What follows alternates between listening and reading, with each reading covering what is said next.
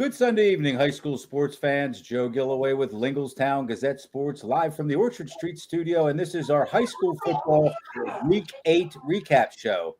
I'll be joined momentarily by our panel of experts along with our opening guest as soon as we're done thanking those responsible for bringing you tonight's show, our Lingelstown Gazette Sports Platinum sponsors. And they are American Legion Post 272 on North Mountain Road, Crystal Bob at Iron Valley Real Estate, the Tire Mart, Team PA, AAU Basketball, Capital Region Insurance Agency, Sam Hartley Decking, Payor Apparel.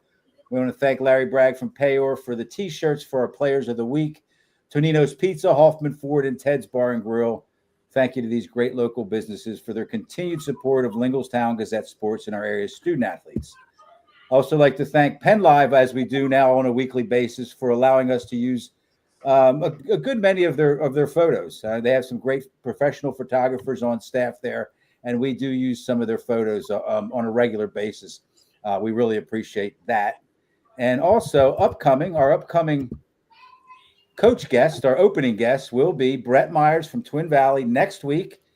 And we'll only be a week off of a huge win for Coach Myers and his Twin Valley team. They beat Wyomissing. They beat them pretty handily. I think it was 28-6, somewhere around there. It was just, and it was all of what the score was. I mean, they just handed it to Wyomissing. And then, of course, we have Dave Heckard from Mechanicsburg, second-year coach Dave Heckard, who is also the wrestling coach there at Mechanicsburg. So two more great coaching guests coming up next week. I'd like to thank we have three of our four panel or experts here this Sunday night: Travis Waters, Terry Clark Jr., and Dave Berman. Eric Thomas off tonight. The Packers are playing. So let's bring in our opening coach guest in his 12th year at Steel High. He's got three state championships under his belt, and countless district championships and a whole lot of wins. If I have it right, 104-42 in his 11 plus years at this point. Coach Erby, thanks for joining us. Thank you for having me. Yeah, you've been with us. This is our 10th year with Lingelstown Gazette Sports, and you've been with us since the beginning. And whenever we've asked you if you could help us out and be a guest or support something we're doing, you always do, and we appreciate that wholeheartedly. So I'm just going to ask you a question or two, and then we'll kind of go round robin here. I was looking at your record. To me, there's three distinct eras. Maybe not for you, but for you as a head coach in your 11 plus years, you had the pre-Alex and Andrew days before your sons came aboard. Then you had the 4 years with your sons playing 3 state championships, and then the post-Andrew and Alex days. Does it feel like that in any way? I mean, you didn't have your sons on your team for a good number of years. Then you had them for 4 years, and now they're off to college. Does it feel like different eras for you as a coach? Yes, to be honest, I think in my early stage, I can honestly say, I think I learned a lot. You develop a lot, you make a lot of mistakes, but ultimately, I think the biggest thing learning as an early coach was how important your culture is and how important your player development outside of the field is to be successful.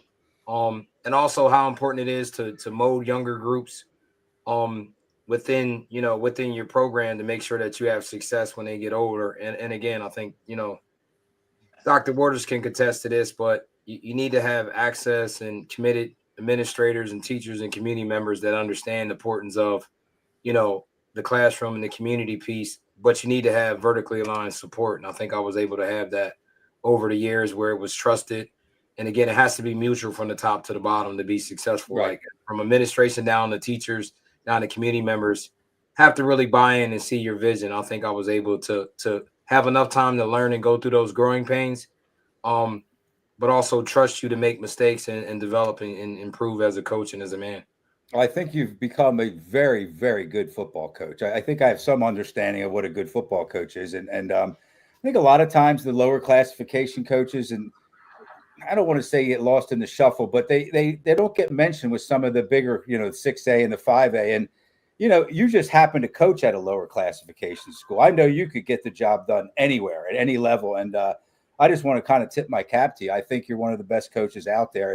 And I think the world of you as a leader of young men and a coach that does it the right way and has won a lot of games, but has done a lot of other things that don't show on the scoreboard or the stat sheet. So, how about Travis? Yeah, Coach, thank you for coming on. So a couple things. First, the reason why I called you a few weeks ago, so I'm going to go back a few weeks to the Susquehanna Township game. And I remember the week before the game, I'll be honest, I was disrespecting the Rollers. I didn't think that I thought the Rollers were going to get blown out by Susquehanna Township. So I'm going to put some respect on the Rollers, the title town. That was a great game plan, you had for Susquehanna Township. And I think there were some penalties where you guys would have had them pinned them deep and probably forced them to punt. And there was a couple penalties, defensive penalties, where they were able to get, a first down. I think that kind of turned the tide. But other than that, you kind of had the perfect game plan for them. So I just want to say, I know there's no such thing as a moral victory, but I think you guys were outmanned a little bit, and I thought it was a great game plan. You guys did a great job coaching. But I wanted to kind of bring you back to what you mentioned earlier. A lot of people, on the outside don't know the challenges that a community like a Stilton High Spire, like the coaches face, daily, working with, you need so many kids, not like basketball where you got 5 good players and you're good. Football's different. There's things that you guys like you and Cal do at Harrisburg, the gentleman at York, the challenges are there. And I remember at a school board meeting, there were school board members criticizing the number of coaches you had. And most of them were volunteers. Most people don't realize this. Most of your coaching staff was volunteers, and you said you had them there for mentoring. So I want you to hit on that a little bit more about that whole mentoring that you have in place. Yeah, a lot of times people notice that we have a lot of staff members, which is not your common at a small school. And the reason being, like Dr. Werder said, was that in order to make sure that young men are successful on the field, in the classroom, and in the community, it's important that we have year-round mentors that are checking in with our athletes to make sure that their mental health is good, make sure that they're eating, any issues at home. So I think it's important for us to show our young men that we care about you, 24/7, 365 days a year, because that's the support system that our young men needed, where Friday nights are the smallest part of our program, Fridays and Saturdays, but the year-round commitment to the coaches that we have anywhere from pastors, police officers, just good mentors that the kids can be able to lean on, and just be a resource, because the biggest thing for our kids, they need positive role models, and they need people that they can reach out to them, but they need people that can communicate, because a lot of times our kids have issues with being able to talk and communicate. So to show our connection and show that we care more about kids, we assign mentors, and we have a lot of solid people in our program that assist us with making sure that our kids have that mentor and that strong person in their life that they can lean on, even in the summertime, even in fall, even in winter. I remember during COVID, we were one of few schools, we were meeting every single day and reaching out, making sure our kids had something to eat, making sure our kids were on top of their work. And I think that's the difference in our program, because it builds connection, but it also builds that thing where they have someone there. So that is the key that drives our program, and that is the difference, and having that mentor piece in our program, because win or lose or draw, we want our kids to know about, we care about them on and off the field. That's probably kind of the bedrock. Everything is built on top of the people that you have in place to support the kids, I would imagine. How about the voice of Delco, Dave Berman? Yeah, just tremendous year, Coach. I know it's a couple of tough losses against very good competition, but right now ranked number 1 in the latest AA rankings, and the top 4 go in. You got Steel High first, Halifax 2, Newport 3, Columbia 4. So tell us about your next game. My next game would be Susquehanna. And again, like as I matured as a coach and I learned as a staff and just take a lot of feedback, this is not nothing against the teams we play, but really they're 10 scrimmages. So there are 10 scrimmages. You get a chance to evaluate, win, lose, or draw. You got to evaluate, you got to improve, you got to get better. But I'm looking for how we handle situations, whether it be penalties, whether it be emotional stability in situations that are tough, and more of our response, because our biggest thing is, how will we respond in a game that's important and matters? So you're constantly coaching the discipline piece of it. And when we went back and looked at our 2 losses, to be honest, it came down to penalties in certain situations. And again, and like I said, being a head coach and a leader, that goes back on me, where I got to do a better job making sure we don't have these penalties. We got to make sure it's teachable moments, because ultimately they are the difference. And I'm gonna give Susquehanna some credit.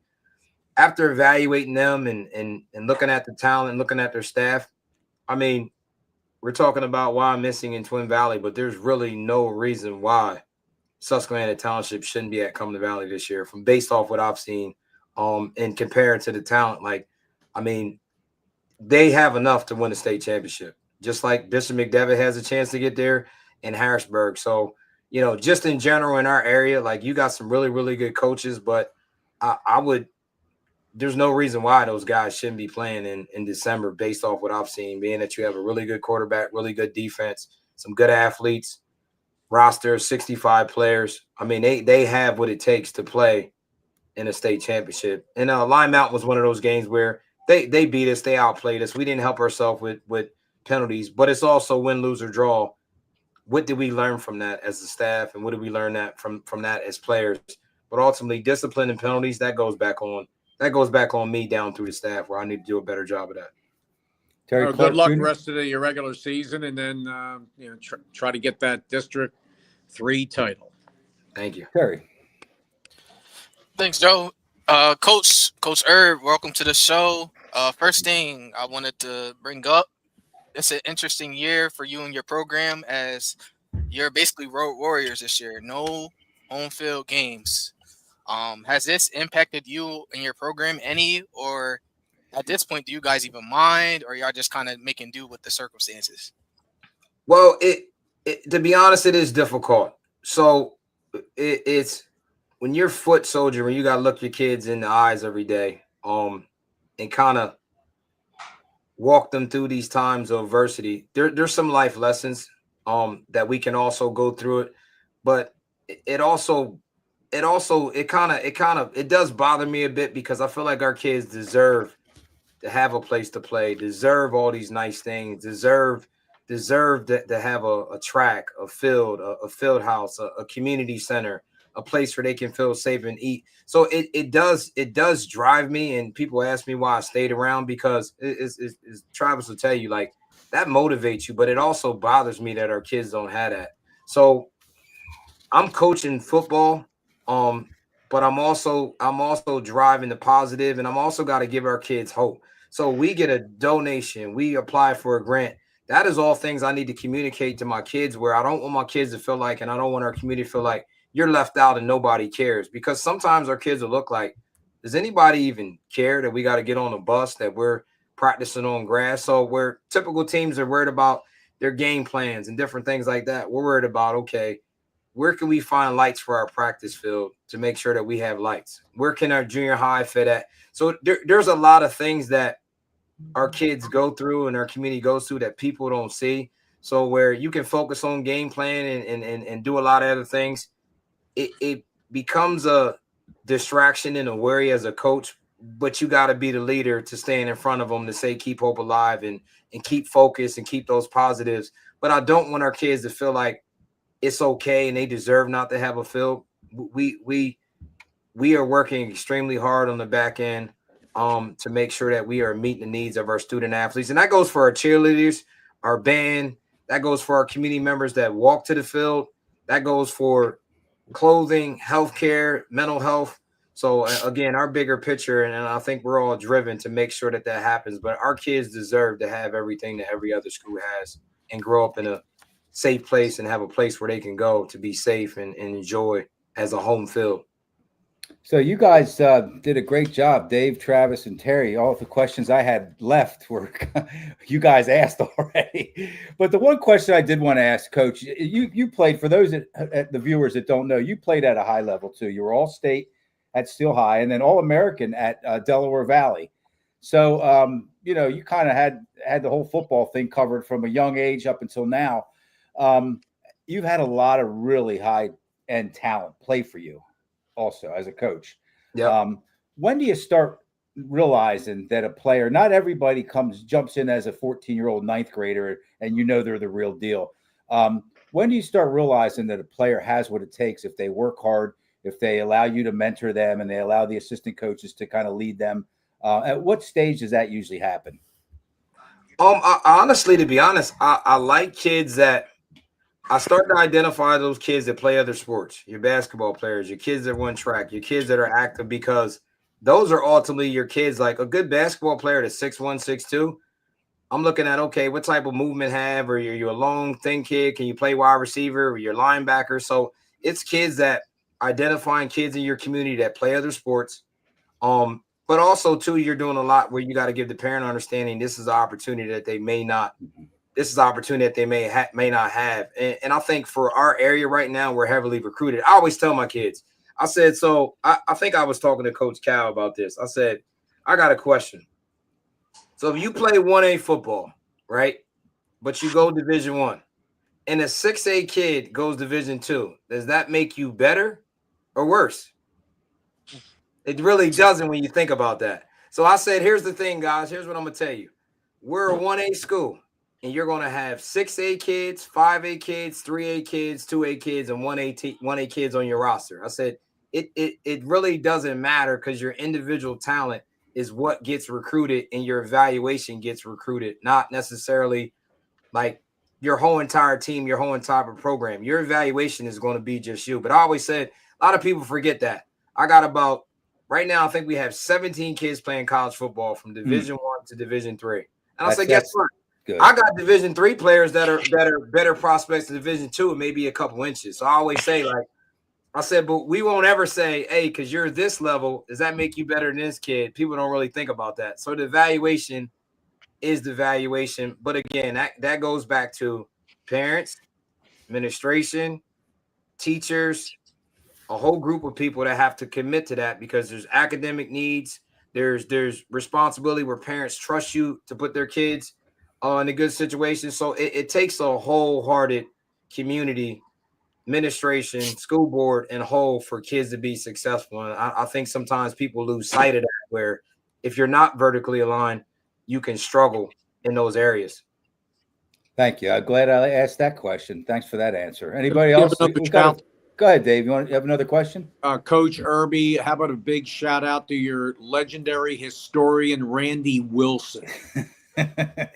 Randy Wilson is the man. And whenever he's probably watching the show, by the way. Go ahead, Coach. Just call me for some updated stats, and I'll text Randy. I had him in maybe 10 minutes. 10 minutes. I had 103 years of worth of stats in 10 seconds. Randy is great.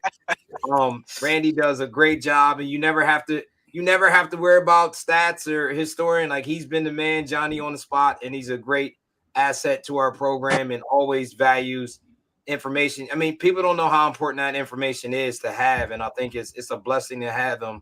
And you need people like that in your community. And that's for all sports, and just good people that care about making sure that rich history and those stories are told and there's data for it. So I appreciate Randy a lot and his wife. He's a roller to the bone, that's for sure. Absolutely. We have time for one more. Terry or Travis? Who wants I want to to jump in. I just want to jump in. I just want to make a comment, and I think it's important for context. When you talk about why Stilton High Spire is not playing on their field, obviously because the field didn't pass that impact test that you have to do yearly for the turf. Yeah. And people say, well, why doesn't the school district put in a new field? And I want people to understand this, and I'm sure nothing changed from when I was superintendent. I left the superintendency there in 2021. Stilton High Spire is the fourth most underfunded school district in the state of Pennsylvania. I want that to sink in. There are 500 school districts in the state. Stilton High Spire is the fourth most underfunded. That is a state issue. It's state neglect. And if you look at the school districts that are underfunded, and you look at the students who go there, they look a certain way. So I'm going to throw that out there. I think it needs to be said. It's nothing on the part of the district. It is a state issue, and the state needs to take care of education for these students. Yeah, 100% underfunded school district. We just had our mill idle shut down. So again, these are all walks of life where you're underfunded, you're behind the 8 ball already with funding in the district that's needed. The mill is closed, idle. which requires an unplayable. Now we have an unplayable surface, so it's like one of those things where, listen, when day-to-day interactions and staying positive and making these young men believe and these young people believe is a reminder, and that's our main goal, is that they need someone that they can look at and believe in. And I think you guys being that support system, always pushing it. Travis, you always had the best interests of our student athletes and always did what was best for our kids. So I appreciate that. And again, like we'll keep chipping away, but just do me a favor, guys. Don't let people forget about that our kids don't have something that they need when you're able to express. Joe, and I know you've always been supportive, whether it be a post by Dave, Trav. I know you guys just always supported. Dan's always pushed our program. So I appreciate that, because any exposure, we don't want people to forget about our story, because it is a need. Absolutely. Terry, I didn't want to cut you off. If you had another question, go ahead. Nope, I'm good. Okay. We have Dan Sostek from Penn Live joining us. We're going to let Coach Erby go here. If you have one good question for him before he goes, Dan. Yeah, I've got one. All right. I've covered 2 Steel High games this year, and I think in those 2 Steel High games, your running back Jerome Ross has run for, I think, almost close to 600 total rushing yards in those 2 games. I just want to give you, I don't know if you've talked about him yet since you've been on, but you kind of mentioned me. I think he's a senior. You said you think he's, obviously a next level running back, and he doesn't have that home yet. I just wanted to give you kind of a, a little bit of a stance here to kind of talk to people about Jerome, because I when I watch him, I see, one of those top backs from this area, and he looks like a special player to me. So I want to let you talk about him. No, Jerome is quiet. He doesn't say much, but he can run that football. He's a great kid. He's a hard worker. He has top end speed, great vision, strong, very unselfish kid. He can catch the ball out the backfield. I mean, he's all state running back. And he will get I'm reaching out to a lot of different coaches right now. He is a college football player. I can tell you that. If someone doesn't grab him soon, they're missing on him. But whoever gets that kid in the backfield, they're going to have a great running back. And again, he's a better person. You know what I mean? He's just a great kid. He's your old school tough kid. He ain't worried about how many times he gets the ball, what he needs to do. He wants to win. Team first kid. Just a great kid. But again, he is going to keep an eye on that kid. Like in the next couple of years, when he gets to school, he's going to be even a better football player than he is now. Just Jerome Ross, just keep an eye on that kid. He's a great kid. One of the best running backs in the state, hands down.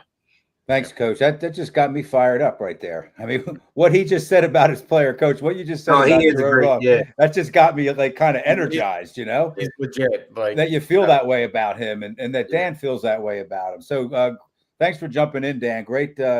Thanks for bringing that up. So let's thank Coach Andrew Erby Sr. in his 12th year, 3 state championships, and a whole bunch of district championships to his credit.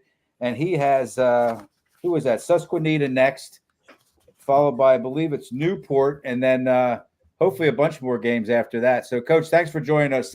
It's always a pleasure to have you. And this whole area, this whole high school sports area is fortunate to have you as a coach and as a leader of young men. We appreciate it.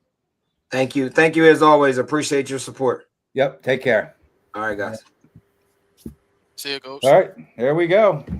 Once again, Coach Andrew Erby Sr. And, I'm glad I had a chance to mention that. And Dan Sostek, thanks for jumping in here.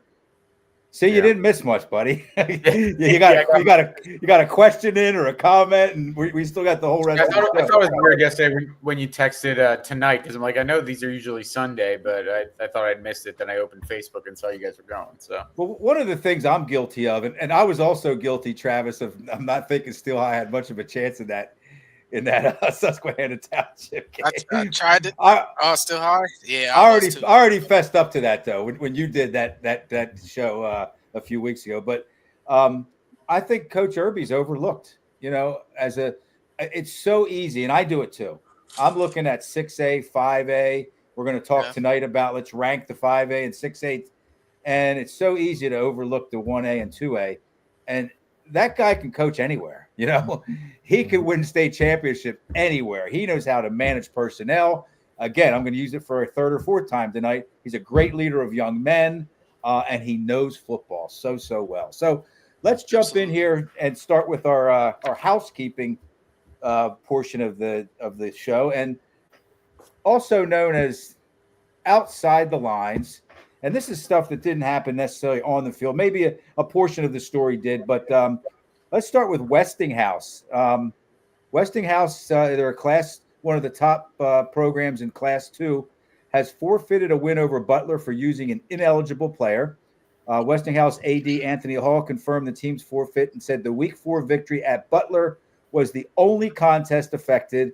Westinghouse did win that game 40-14. It was a non-league game with no impact on postseason qualification.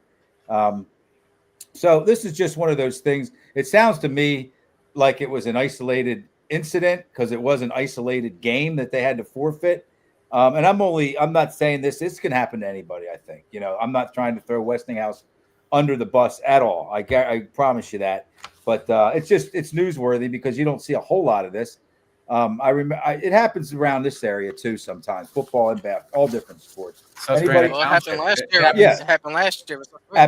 Yes, it did. Yes, it did. And there was another case. I don't know necessarily that the coach had any idea that was sometimes, and you got to try to not let this happen. The wires get crossed or the communication gets lost between, a parent, an administrator, that somebody is doing the administrative work for a team. The coach isn't taking care of all the paperwork and stuff like that. Then you got the athletic department and then the coaching staff. So, but Westinghouse should be fine. Abraham Lincoln's season is declared over due to post-game incident. Dave, I know you were a little fired up about this. Abraham Lincoln, a team many considered the biggest threat to Imhotep repeating as public league champions, will no longer get an opportunity to contend for the league title as this afternoon, which was, I think, Saturday, the league shut the program down for the remainder of the season, giving their last two regular season opponents forfeit wins. And what happened is, in a nutshell, there were players and coaches. Did you guys see this? I saw it. It was all over social media. There were players and coaches from Abraham Lincoln who kind of ran up into the stands, okay? And it was kind of a chaotic. I watched it. Dan, did you watch that video? Yeah. It looked chaotic, didn't it? It didn't look Yeah. good.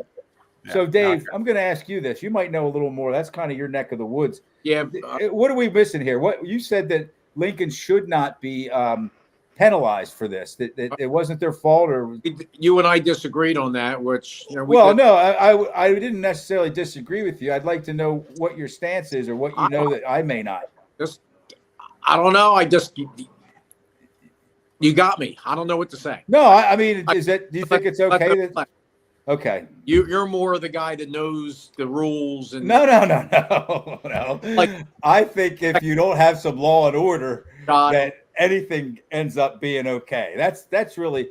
I didn't see that the whole team ran up there. I didn't see that every coach ran up there. So maybe there could have been a compromise, and the players and coaches that didn't run up into the stands would not be.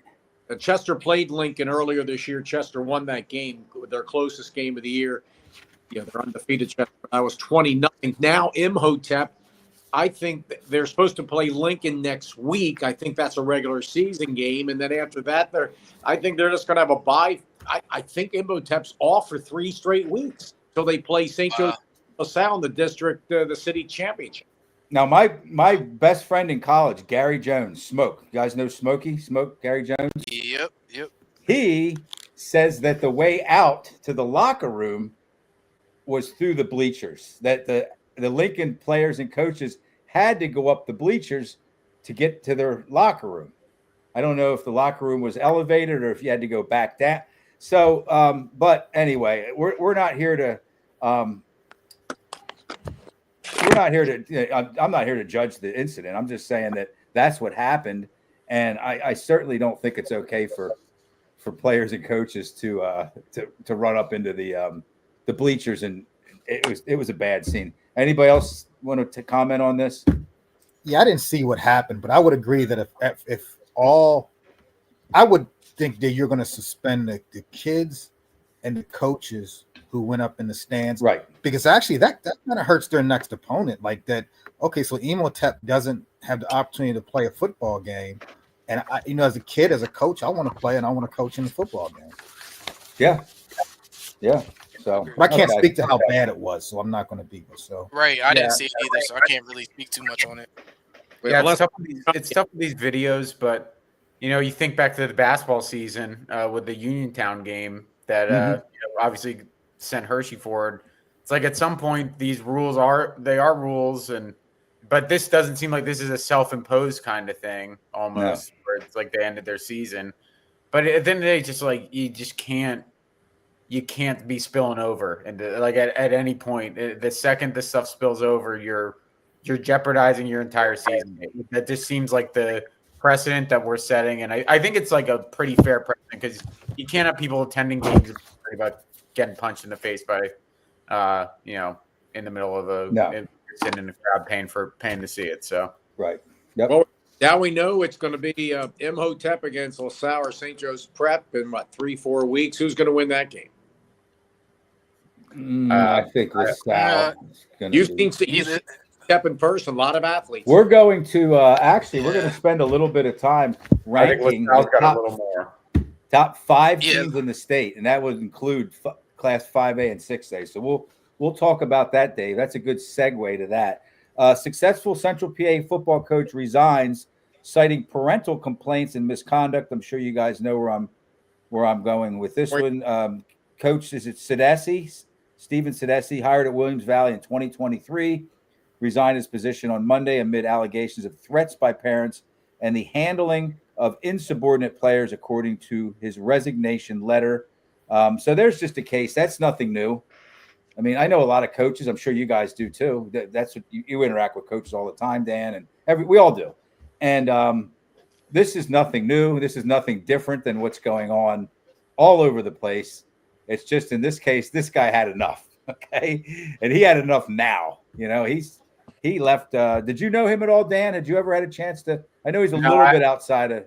No, I haven't covered him at all, but it's it doesn't sound like something that is foreign to any coaching job around these parts. Like that, if you're coaching at the varsity level in some of these big sports, and even not the big sports in 2025, you're dealing with stuff like this all the time. And a lot of times when there's stuff that we're standing on the sidelines and we're kind of like, that's a little weird. Why is this kid not playing? Why is that kid not playing? Or why is this kid not on the team anymore?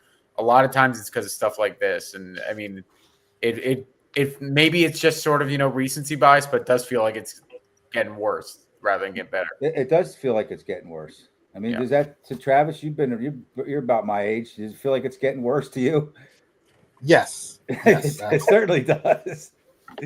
I mean, I played sports, and not as a high level as most of the kids that we talk about here, but I played a lot of sports for a lot of years, and I played for a lot of coaches I didn't like, and some of them loved me and they played me all the time. I played whatever position I wanted, and other ones, they didn't like me as a player, and I probably wasn't good enough.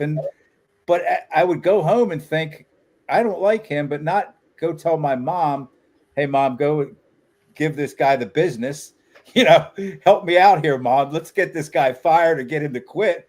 I would just suck it up, and the season would end. And, I still probably had a good time. And it's evolved to the point, or devolved to the point where that's not the way it is anymore. You got to try to. School board stick up for the coach. Said, Coach, you're in good shape. We got this. You support the coach. It's probably more the AD. It's a great question. I think that's more at the AD level. I don't know if the school board can get involved with The AD. That's it. And ADs do. I mean, they have parent meetings all the time.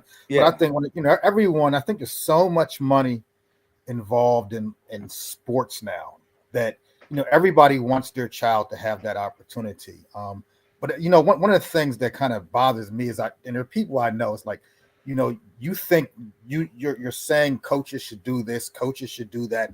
My kid should have the ball here. My kid should do that. And it's like, hey, you never played. I know you. You never played. Right. or right. You weren't good when you played. So it's like, right. Let's just stop. And I don't know. It's coaching's a hard job right now. It's really tough. Right And the best coaches are the ones that kind of have that gravitas to be like, I don't have to listen to you, and I know Right. that I'm secure Right. enough that I can make the decisions that are good for my football team, my basketball team, my baseball team, my soccer team. It's And not then easy either. It's not easy. it's kind of like it honestly kind of keeps the top teams at the top because these coaches are more free to do what they think is right, as opposed to kind of coaches that are, kind of trying to toe that line of I want to, make sure I have that security and make sure everyone's behind me. Mhm. I know there are coaches in the area that are like, I don't really care about that. I'm coaching to win football games. I'm coaching to win basketball games. Fabulous point. I totally agree. Right. It usually Go ahead, Terry. go ahead, Dave. Oh, just give a lot of credit to the coaches that are, been here a long time in all sports. I don't know. Right. And I guess these incidents with coaches having enough with the parents it's a very small percentage, but it's still aggravating to me. Right. Yep. Terry? To me, it just comes down to the admin and the people higher up in the school district not having the coaches back support. Mhm. At the end of the day, that's what it comes down to. Like the coaches that feel comfortable and can say, "Hey, back off a little bit." They can do that because they have the support system behind them. When you don't Mhm. have that, it makes things very, very difficult. Yep. When you see situations like this happen. I agree. Okay, so we have a couple more. I think Madden made everybody a coach. Madden. Game. Yeah. All right. So how about this one? I don't know if anybody saw this. Apparent gunfire. It's not apparent. It was gunfire near stadium brings abrupt end to IC Norcom football game.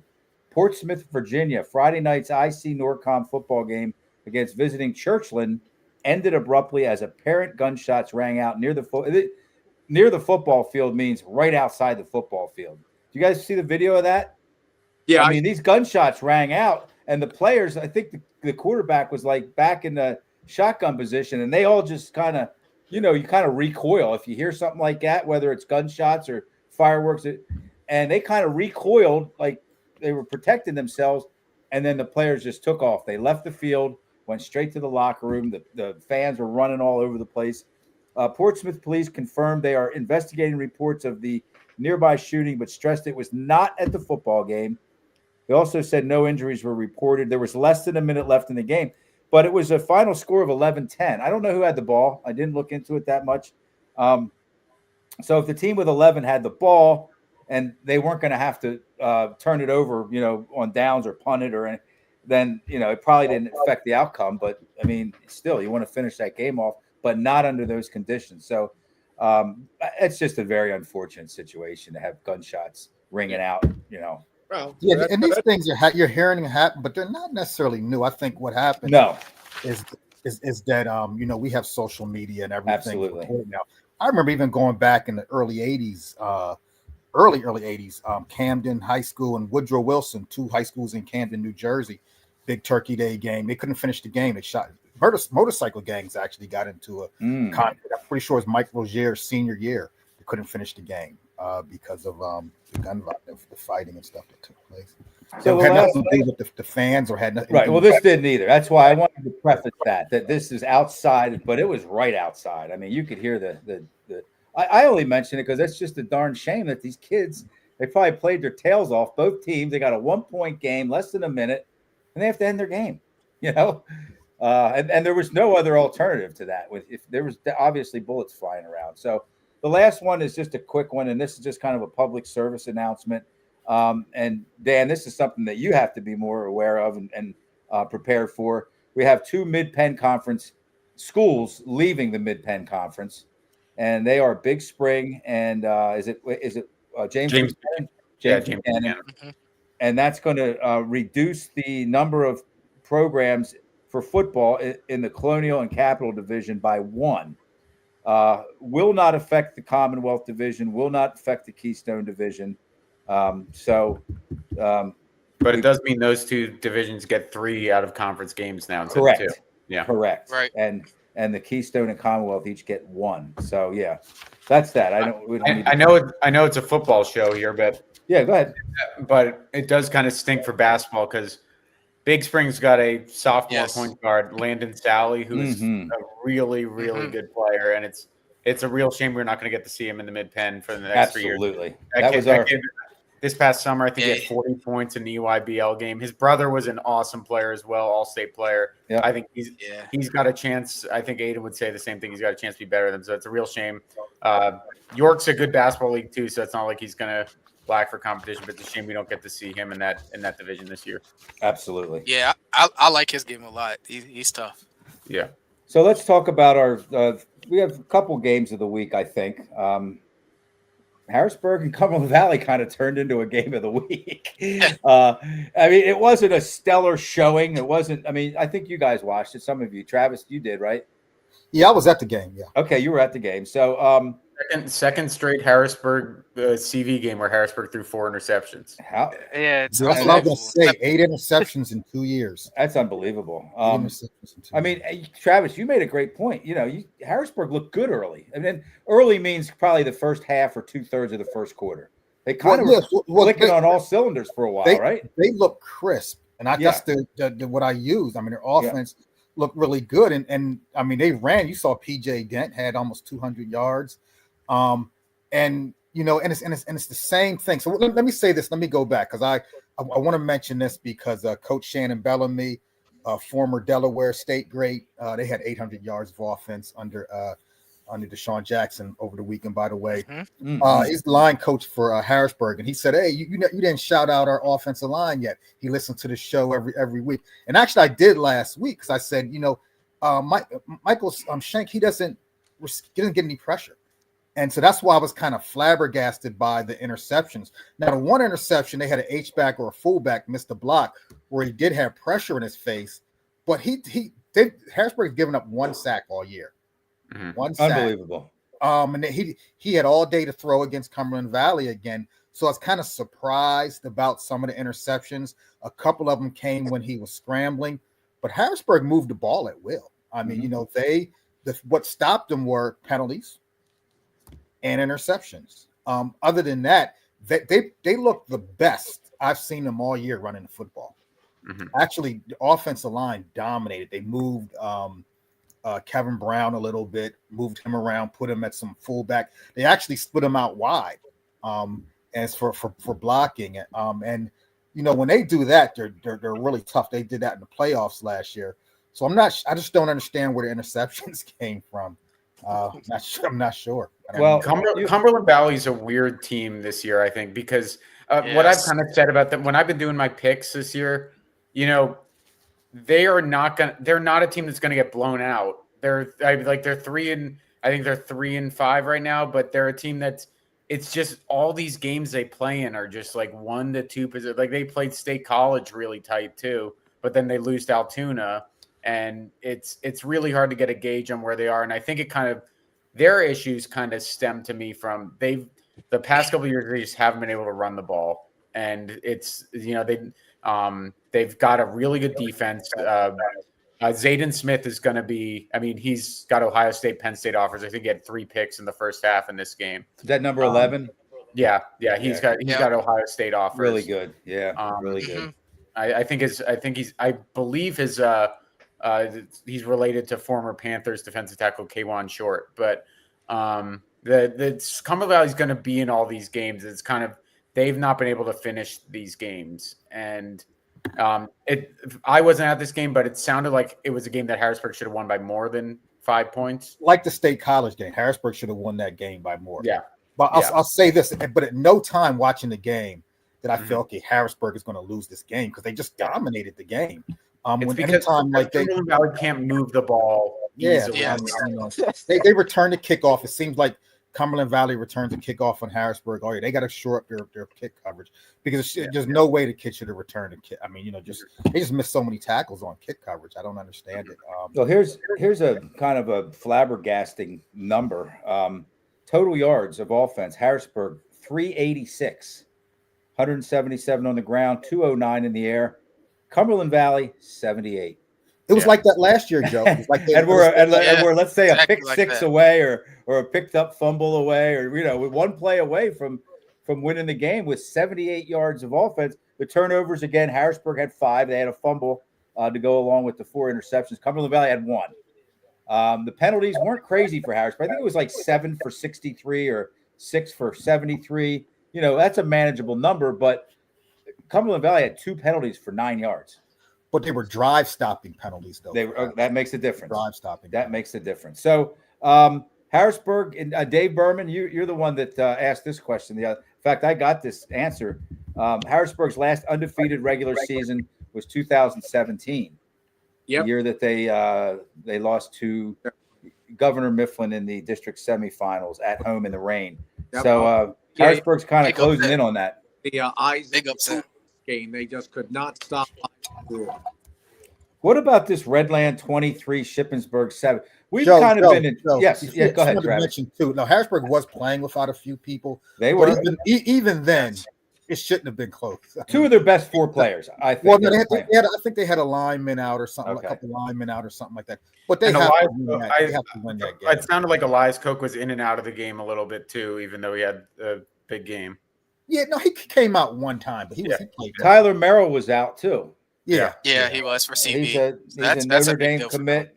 Number 7 offensive lineman in the state, 4-star offensive lineman. So yeah, obviously Harrisburg had more players out. I think 2 of their best 4 players, and I should duck when I say this because there might be players or parents at home watching this, but who disagree with me. But I think Jayon Lewis and Messiah Mickens are 2 of their best 4 players, or most valuable players, along with Elias Koch and Kevin. Help me out. I think you got to throw. Brown. I think Brown. Yeah, I mean, I don't think too many people should argue with that. Throw in who? yeah.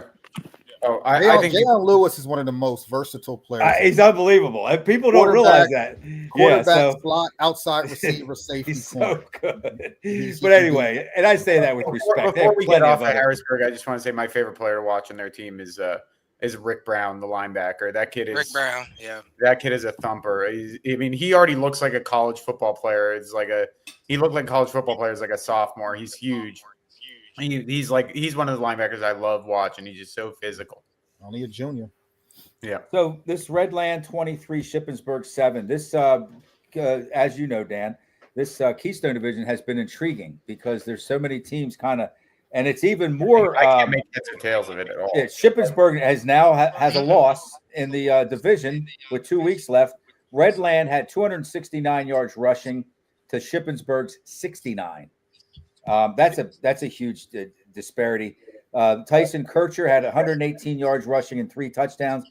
How about Quinlan Shear, the quarterback, had 140? That kid's big. That kid is. I'm telling you, if you have not watched Redland this year, I have a bunch of times. That Jamie Thomas's staff has really figured, because this kid's been their starting quarterback the last few years. They have figured out that this kid is really electric on his feet.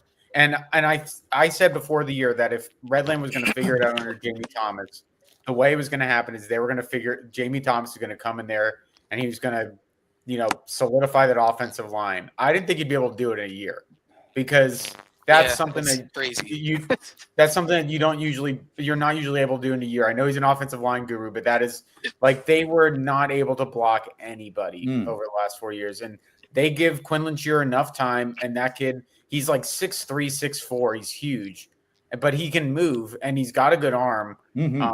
He's been one of the biggest revelations of the year. And I mean, it's no secret here that, absent a state championship from another team, that Jamie Thomas is in good position to be a coach of the year because what he's done at Redland has been pretty special, I think, in one season. And he hasn't even been the coach for 12 months. Yeah, it's amazing. He's my front runner, to be honest. I don't care what else happens. Yeah. Well, the other thing about Redland, I've watched them a bunch. I mean, I guess I just got fortunate that they're on live streams and they hit hard. They're aggressive on defense. If you guys watch them at all? Yeah, I've watched somebody's got them, and it's got to be Coach Thomas and his staff. Really good. Yeah, it's a complete culture shift. Yeah, they're not standing around on their heels. Less than a year. Yeah. So, so congratulations for that win for Redland. They took it to them. Shippensburg scored first. Redland scored 23 unanswered. Had a big stop early in the game, 4th and goal from the 1. That was on Shippensburg's first possession. then they scored on their next possession, and then that was it. And that was off back-to-back losses too after starting 5-0. Correct. Like, Great point. Great point. And that's at a point where a lot of these 5-0 upstart teams, can kind of see the season start spiraling, right? And be like, oh, you're 5-0, we did everything we needed, and then you have the tough part of your schedule, you fall apart. Yep. And that did not happen. Absolutely. Okay, so let's just jump in here and just talk about some other what we do here. I'm going to mention a couple games and some scores. If you guys want to jump in, if you know something about the game or want to make a comment about a player or something. We already talked about Susquehanna Township. I thought it was a nice win, 42-13 over Big Spring. The game stayed close for quite a while. Big Spring entered the game 5-2 and had beaten Shippensburg. So Big Spring's a good team, and Susquehanna Township just opened it up on them down the stretch, 42-13. Middletown over East Penn, 14-10. How about their quarterback? The game he had 500 total yards, right? 419 in the air, and then a bunch of rushing yards. He had 100 rushing. Yep. Oh my, yeah. Crazy. So we're going to talk a little bit more in legit. the tail end of the show. The last thing we do, we're going to talk about a couple members of that offense, Susquehanna Township. Trinity, a big win over West Perry, 38-14. Dave Berman, we're going to bring you in. I gave you Mifflin County had a mop-up touchdown yesterday. So that game ended up Lower Dauphin 35, Mifflin County 26. Mifflin County's really they're getting their defense gave up a lot yesterday, but they had trouble with Mississippi State baseball recruit Hunter Strom or Strom. I was at that game. What do you think? That kid. I was talking with Josh Borelli after the game, and he's one of those kids where you get this a lot. You get it with it's similar to Cam Sweeney on Hershey, where these kids don't get ready for football at all during the offseason. Cam Sweeney's doing basketball offseason. Hunter Strom's going to camps for baseball all offseason. Yeah. And then he just plops into the Lower Dauphin lineup. He's going to get all the attention now because he ran for 253 yards in this game, but he is also, I think, one of the best linebackers in Central PA. He is a monster as a linebacker. I also was told he's also a hockey player, so it doesn't which not PIAA, but I think that adds to kind of the toughness. So you kind of know what type of catcher you're getting at Mississippi State. You're not getting it's an old-fashioned catcher, but that kid is as physical as they come. He's so fun to watch. So 253 yards rushing. The upcoming District 6, 8, 9, 10 tournament. Mifflin County goes out there. Hollidaysburg. We got DuBois. We got Erie Prep, but they may not make it because of their tough schedule. And you got Alderdice. What do you, my man? What do you think of my Huskies? Their defense isn't like they held Mechanicsburg to 14 points earlier in the year. The issue is they didn't score any points in that game, but they've got a little bit of pop. I think they're one of those teams that plays kind of a little bit above their weight. Like I think that they're a really well coached team. They have nice concepts when they play, but it's they don't have a big roster, and I think they have a ceiling, and it's kind of they're going to need other teams, I think, to sort of make mistakes to win kind of the bigger games, I think. Well, we'll see against Gettysburg. Yeah, they're like on an island up there. You're kind of new to this, but they're like it's almost like when you have Mifflin County, it's like an all-star team. It represents 50,000 people county, so they're getting there though. Yeah. So how about this one? LaSalle College 42, Bonner Prendergast 0. I watched this whole game, every minute of it. That is just Bonner's in a stretch. I'm going to use the term again, outclassed. And anybody that might be a Bonner supporter, by outclassed, I don't mean that they have more class. I just mean it's just too much team for Bonner. Bonner's in a stretch of LaSalle, Roman, St. Joe's Prep, 3 games in a row. Terry, you know that, right? You keep a track of that stuff. That's ridiculous. LaSalle's just really good, and Bonner didn't look bad. It just LaSalle just looked. They clicked on all cylinders, and it was easy for them. You would have had those mismatches in the Philadelphia Catholic League, just because of the size of absolutely, yeah. How the school, who's the funding. Yeah, you wouldn't have a 4A school. Well, you may have if McDevitt's really a 4A school. You may have a team like McDevitt playing in the Commonwealth as they do now. But your point is valid, Travis. It's just kind of they're outclassed, and it'll help them. It'll help them get ready for the postseason. How about this St. Joe's Prep 40, Roman 39 in double overtime? Anybody watch that game? Yeah, I just got done watching it, so I need an explanation here. Because when I was watching, they didn't have it was just they're just showing the plays. Okay. So am I correct that Roman could have won the game in regulation, but got the extra point blocked? Yes. Yes. And they made it the first one, and they had a penalty. It looked like possibly. No, it was a timeout. Okay, they used one of those late time, one of those last second time, and he made it. You continue just for practice, or and he made it, and then they got the second one. It was either blocked or it was a real low kick. It was one of those that may have just gone over, even if it wasn't deflected.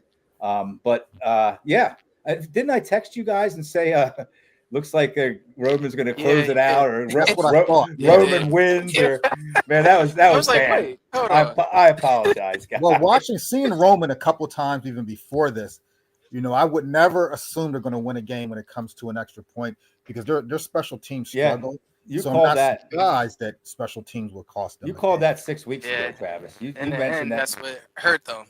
Yeah. So, St. Joe's kind of, I don't know if they had to have it, but that would have been bad if they would have lost that game. So I think St. Joe's is like 3-4 now.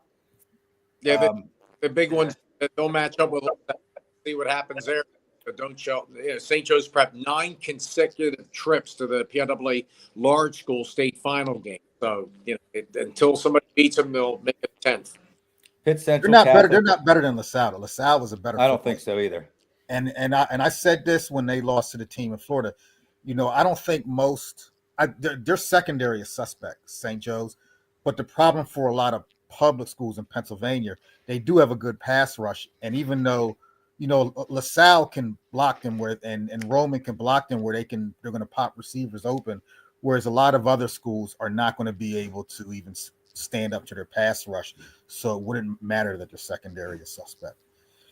Okay, so Pitt Central Catholic 35, Norwin 6, Peters Township big over South Fayette. And then here's another game. I watched a lot of games. I just got lucky that there was a lot of good games I ended up watching. Twin Valley over Wyomissing 28-6. Both teams came in undefeated. And the 28-6 score, did anybody else watch that? It was that bad. I was out of town. I wanted to, but I'm going to watch it. It was a 28-6 game is what I'm trying to say. Brett Myers has done such a good job at Twin Valley. Oh, my gosh, man. I can't wait to have him on the show. That's next week, Dan. If you want to join us again, you're welcome. You got two coaches that I think have done as good a job in the area as anybody. How about it? Yeah. So, and you can't sit there and say like Wyomissing's not good either. I mean, Twin Valley just took it to them. They were more physical. That's what I want to say. That's what I want to say with when you brought up Susquehanna Township is that if there's ever a year where it could be Susquehanna Township, like this is the year they've got to do it, right? This is the year they have to do it. Agree.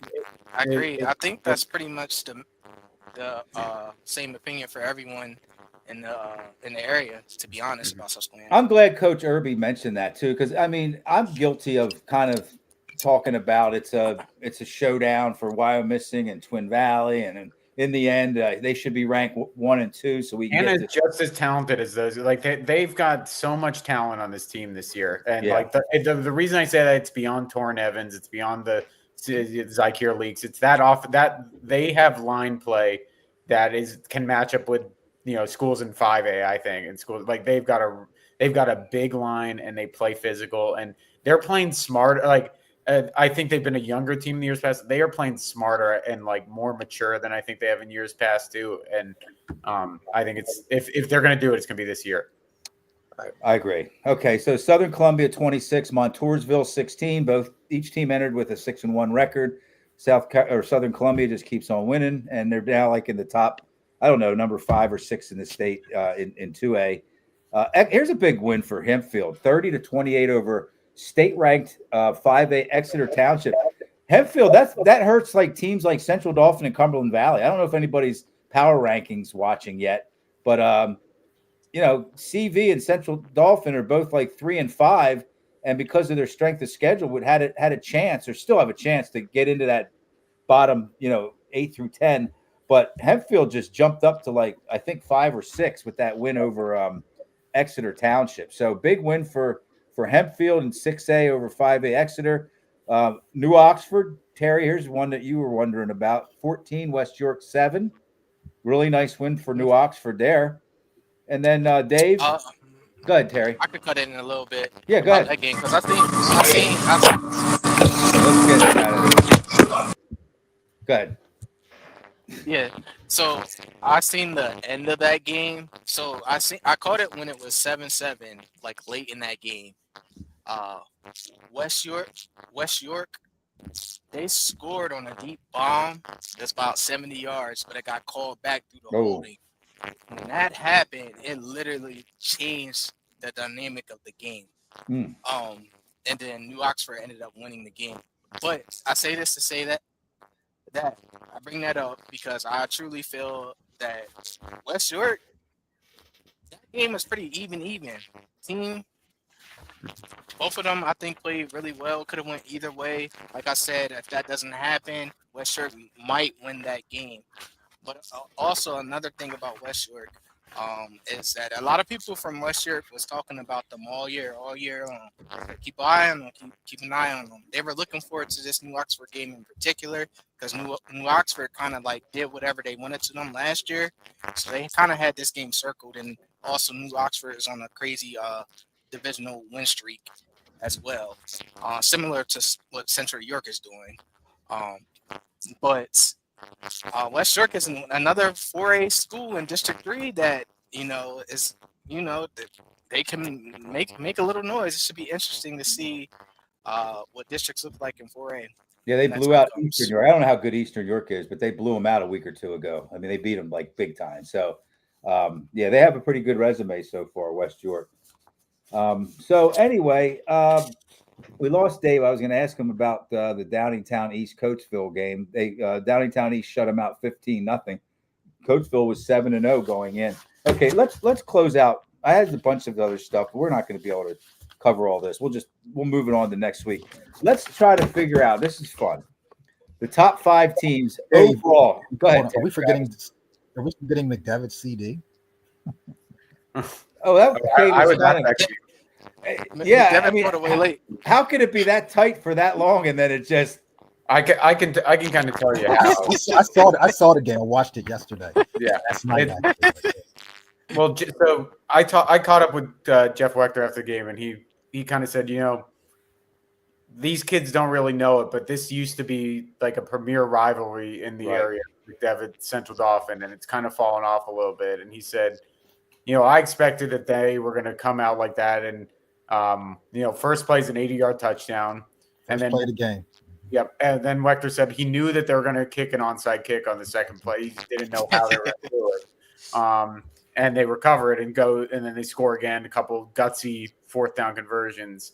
But when you were watching that game, you really didn't feel like Central Dauphin could stop McDevitt's run attack at all.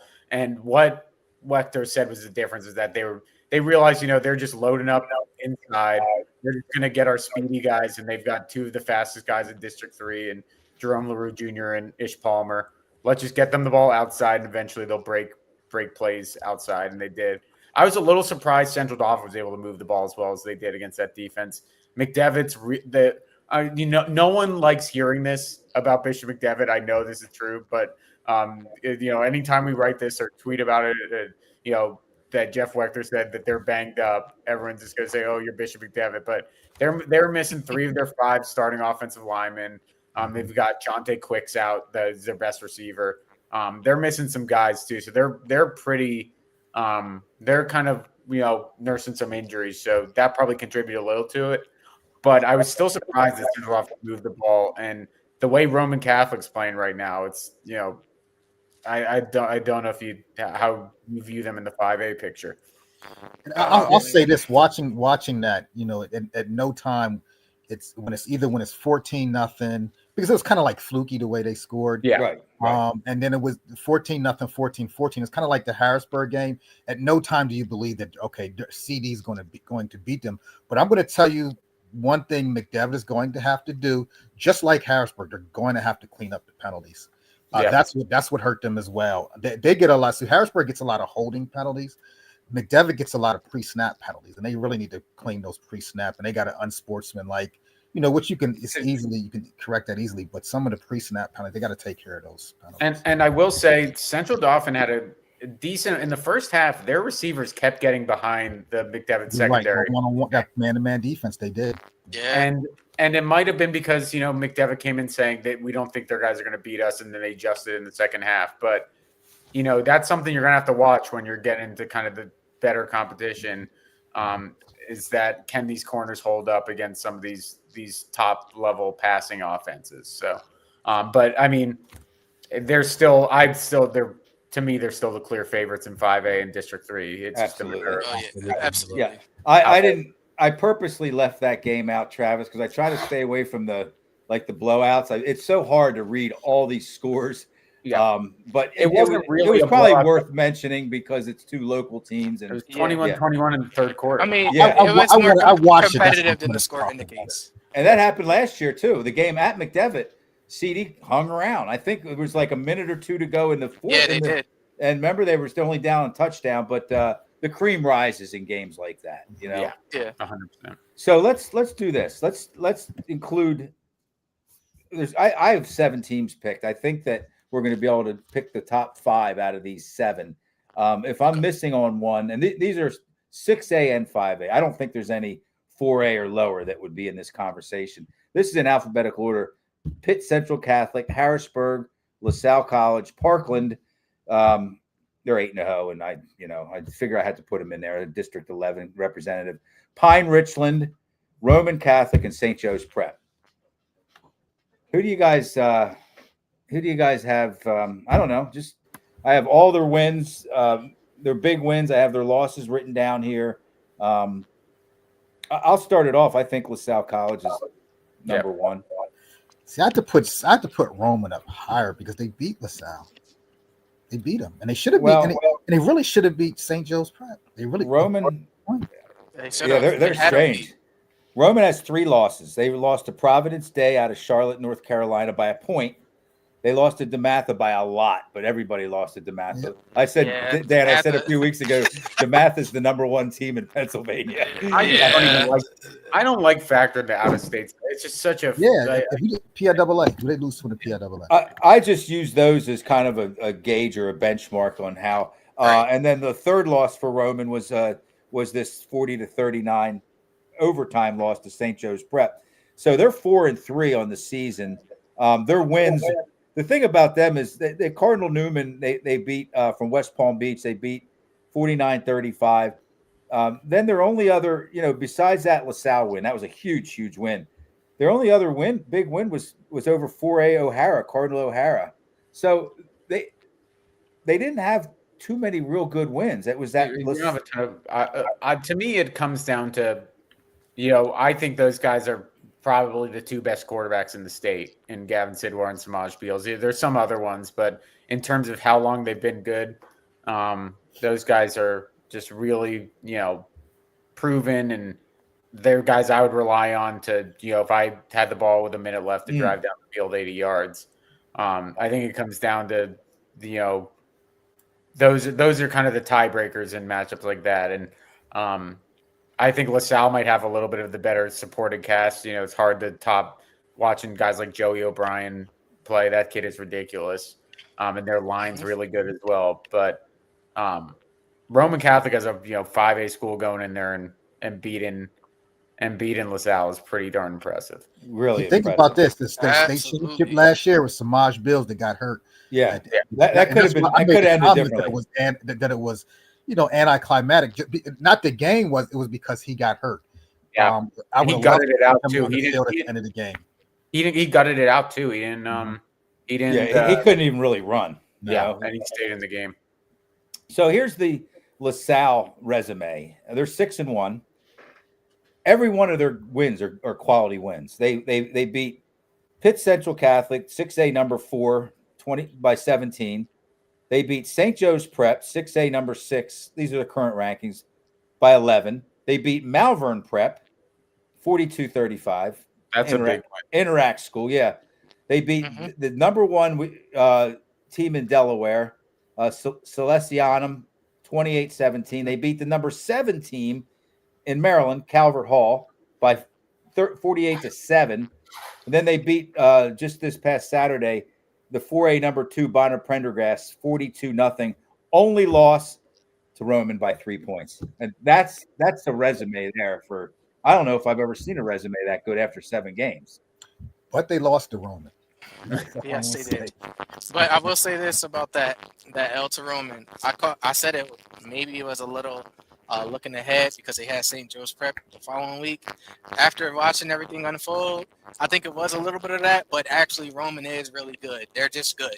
I mean, people just have to accept that Roman's really good. And Yeah, they're really everyone good. else that's in 5A, they should be worried.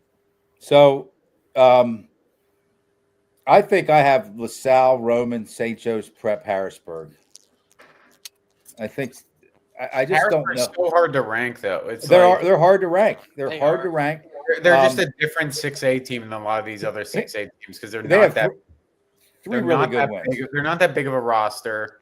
I mean, they're a bigger roster. I think they've been than years past. I think it's actually a deeper roster than years past. But also, I was texting you about this, Joe, earlier. It's the Messiah Mickens absence. I don't think it's real. Like he's obviously going to play running back at the next level, but I don't think his absence is as big of a deal offensively because PJ Dent is such a good player. Right. I think like where they're going to need him to be 100% if they're going to win a state championship is as a pass rusher coming off the edge. Because in those first few games, he looked like no one could block that kid coming off the edge. Agreed. And he looked like that was the position he was going to play in college. He's obviously a little too small, I think, to do that at the next level. But Emotep had zero answer for him.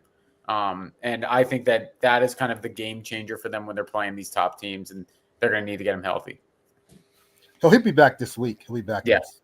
And I mentioned this last week. This is what hurts Harrisburg. This is just for fun. Look, these rankings are just rankings. We're just talking, shooting the crap here. They have not had an opportunity, nor will they, to improve their resume since week 3. Okay, when you're playing Central Dauphin and East and Cumberland Valley and whoever else, Chambersburg, nobody's going to go, they really had it. They gave themselves an opportunity to move up here.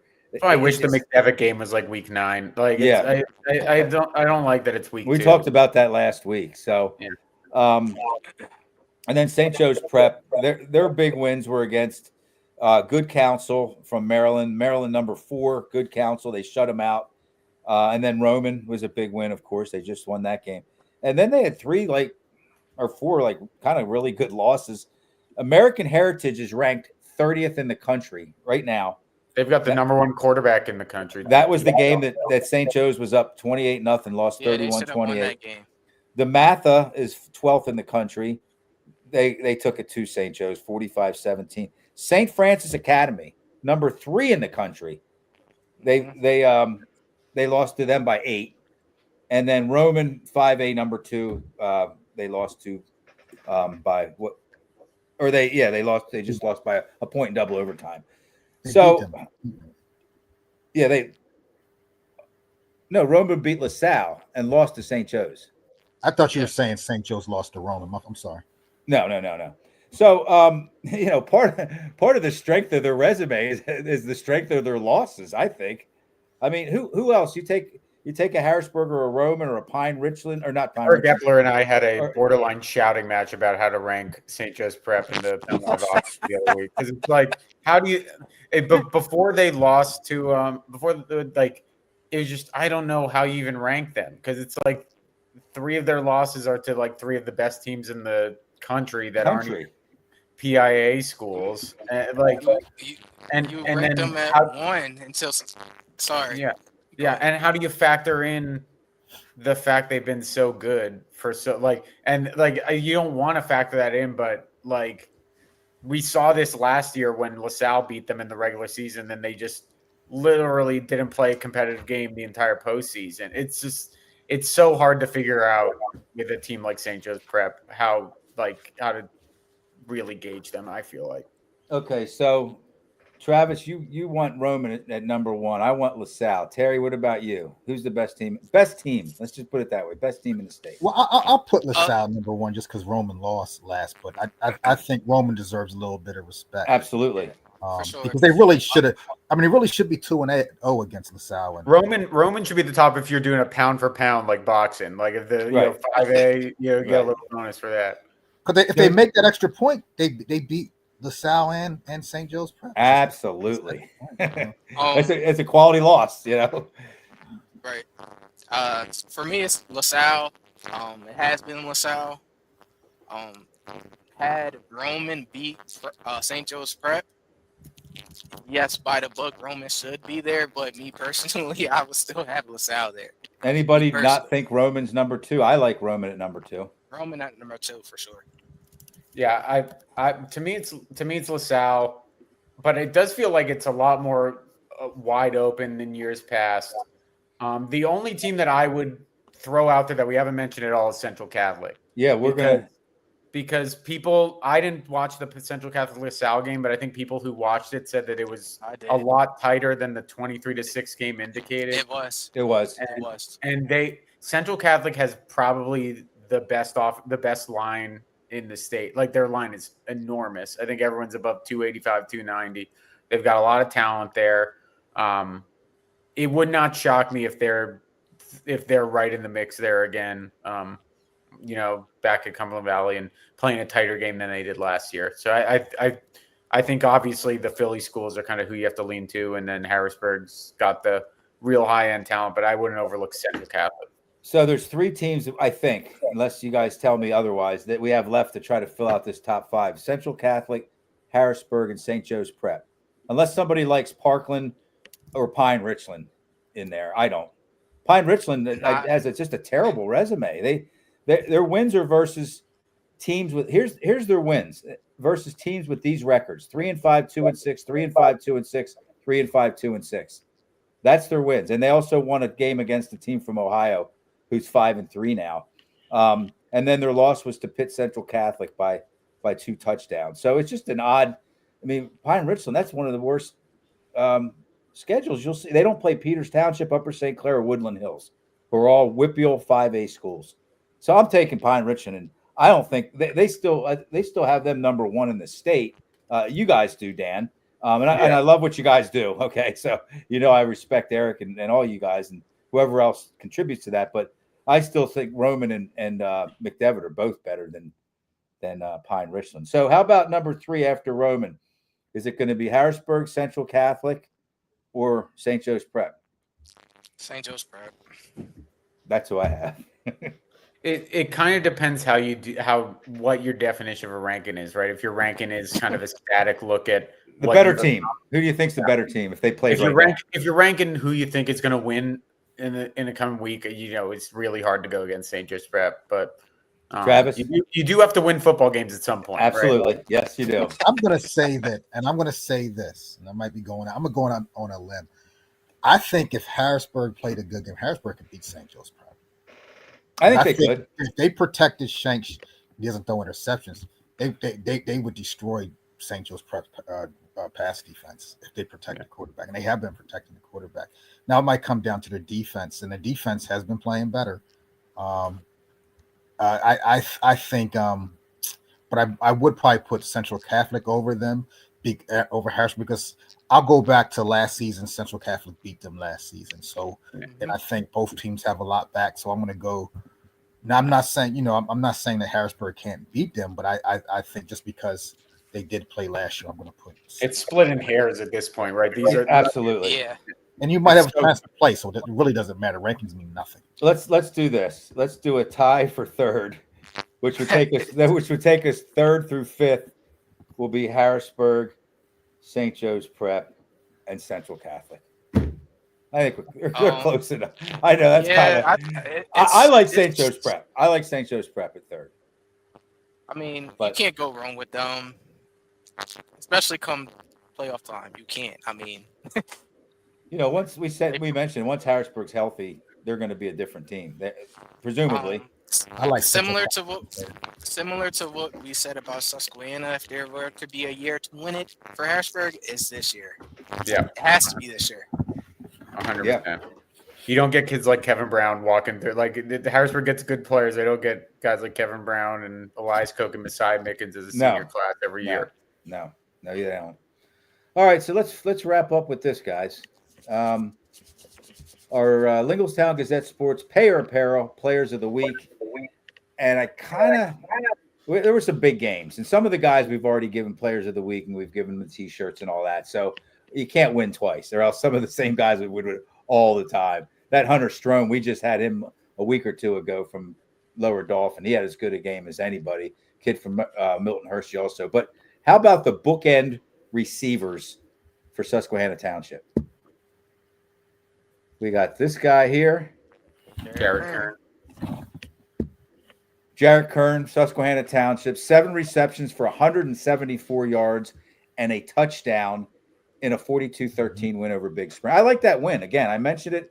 I know it's Big Spring, and a lot of people don't understand that they're a pretty good team. You know, they were number 1 in 3A, right? Absolutely. Thank you, yeah. Dan. So Jarrett Kern is one half of the bookends for Susquehanna Township that are going to share in the Player of the Week awards, and the other half will be, of course, how about this guy here? Zykeer Leaks. That's it. Yep. Zykeer Leaks, Susquehanna Township. 9 receptions. It's a lot of receptions for 111 yards and a touchdown. Again, in a 42-13 win over Big Spring. So, why are the Susquehanna Township and the Harrisburg kids winning a lot of these? Because they're winning games, and they're winning big games, and they're putting up huge numbers. So congratulations to Zykeer Leaks once again, and Jarrett Kern. We'll get T-shirts out too. We'll drop the T-shirts off at the main office on Monday morning, and we really appreciate you guys showing up like you have, and making us proud. We'd like to have Susquehanna Township in the mix, and playing good football, and it's an exciting time right now for them. So that's about it, guys. Anything else you want to mention? We covered a lot. I'll tell you what we didn't get into. There just isn't time. I don't want to keep you guys hostage here all night. We didn't talk about that the Mid-Penn divisions are kind of really starting to take shape, but we can talk about that next week. And we'll talk about some power rankings next week. So, Dan, thank you. Anything else you want to mention, Dan? No, that's pretty much it. Just getting into playoff season, going to get busy time. Okay. All right, fellas, thanks very much. Thanks to our wonderful Lingelstown Gazette Sports Platinum sponsors. We really appreciate it. Thank you to Steel High coach Andrew Erby. Best wishes down the stretch, Coach Erby, with your last 2 scrimmage games. Is that what he referred to it as? I understand what he's saying, though. They're in it for the long haul. They're in it for the long haul. They're in it to try to identify their warts, basically. If anybody didn't understand what he was talking about, he wants to win every game, of course. But every team has warts. They have blemishes, and that's what he's saying. It's time now to identify where those warts and those blemishes are. And hopefully that they'll be able to get a couple of nice wins here the last 2 weeks of the season and have a nice run in the postseason. So thanks to Travis Waters, Terry Clark Jr., Dave Berman, the voice of Delco. We lost him about 15 minutes ago. And Dan Sostek from Penn Live. Thanks for sitting in, Dan. Have a great evening, everyone.